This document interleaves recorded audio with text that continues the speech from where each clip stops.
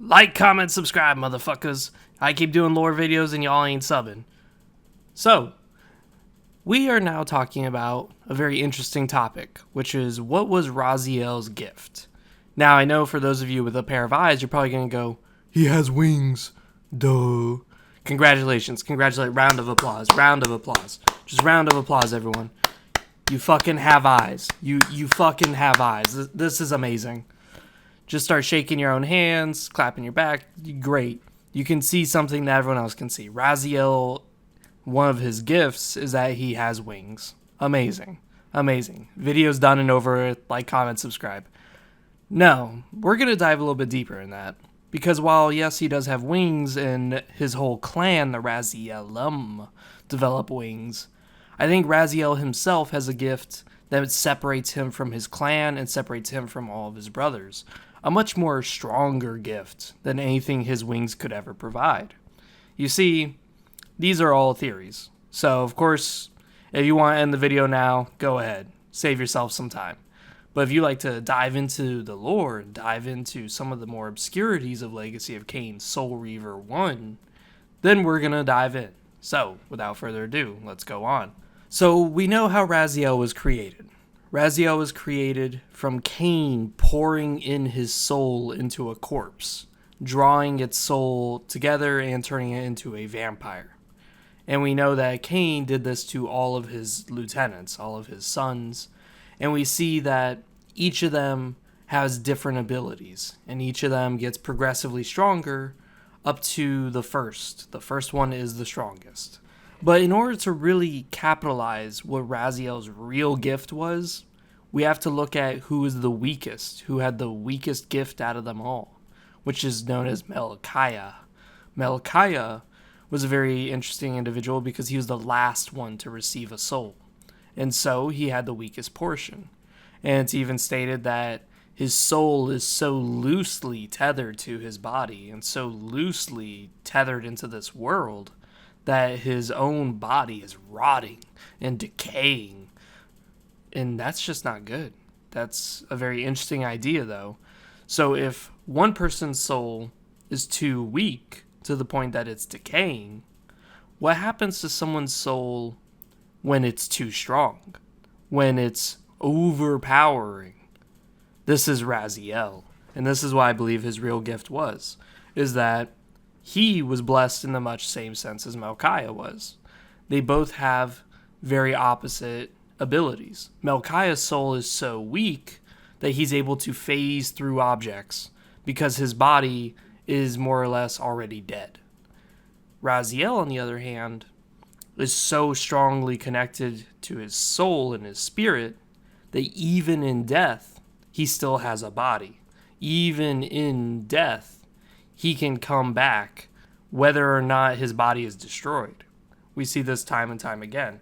In fact, Legacy of Kain Defiance, we see something totally new that no one else has ever done. You see, in Legacy of Kain, the idea between a vampire's soul and a human soul is that a human soul is very barely conscious. It's very loosely in the spirit realm.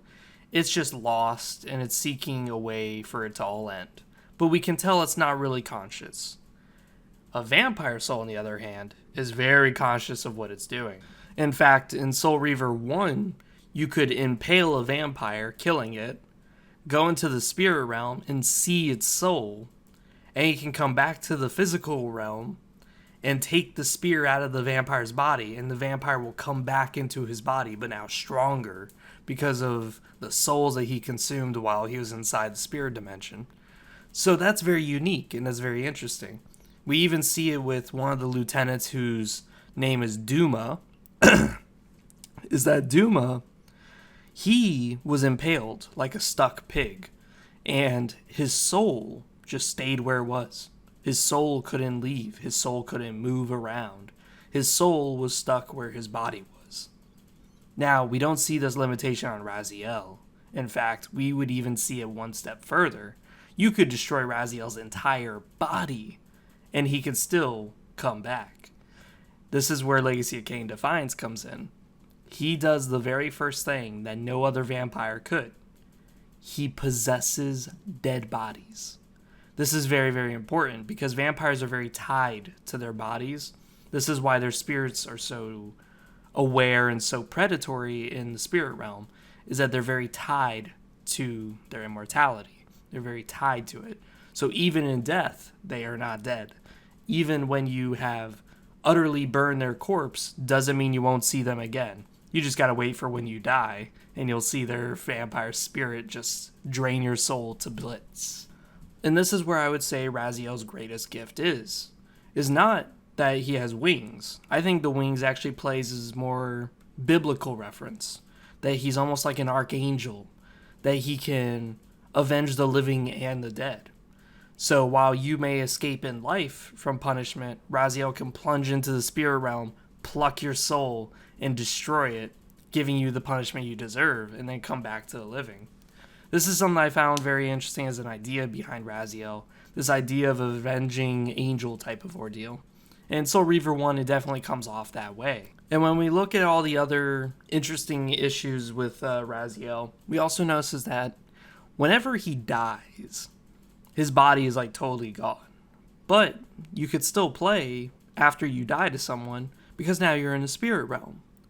What's interesting about that is that even when you're fighting your own brothers, the lieutenants, they cannot really kill you. They can only just send you into the spirit realm.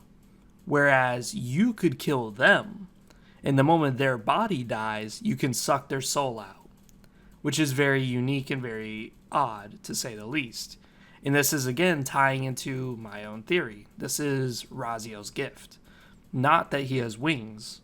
It's that he has a soul that is so powerful that only the Soul Reaver can suck it. He has a soul that is so strongly tethered that he may have achieved true immortality. True immortality in a sense that the spirit realm holds no connection over him. He always has a way out.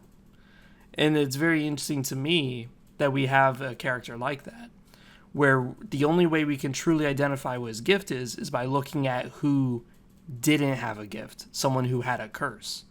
We had one person who received the strongest portion of the soul, maybe too much of a soul, and now he is strongly tethered. We had one person who is so poorly tethered that he barely exists in any dimension. So I find that a very fascinating idea indeed. Besides that, I'm going to cut this video here short because that's honestly my idea as far as his gift goes. I would love to hear your guys' comment down below on this idea. Maybe you guys have your own theories. Maybe you guys just simply love hearing my voice. Either way, this has been For Your 700. I'm out. Like, comment, subscribe. As always, keep updated with the votes because you guys have been voting like crazy, and it makes me so fucking happy when I see like 80 votes, and it's just like constant votes. I love it because if anything, this channel's only going to grow when you guys decide to take an interest in it.